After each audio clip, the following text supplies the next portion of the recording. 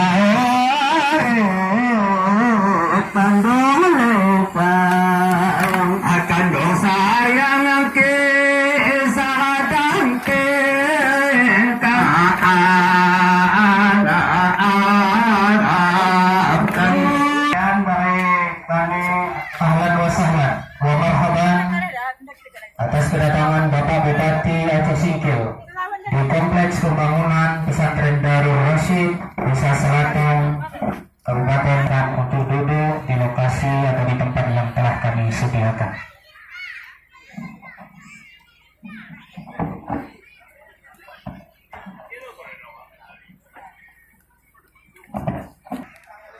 Acara peletakan batu pertama Pondok Pesantren Darul Rasyid, Desa Selatong, Kecamatan Simpang Kanan, Aceh Singkil, Rabu 19 Februari 2020 dimulai.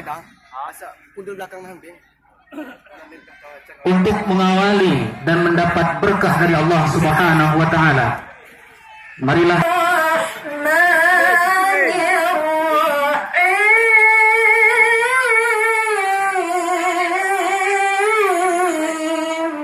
saja. Masih YouTube ya dah? Masuk. Aku nak kenal. Masuk.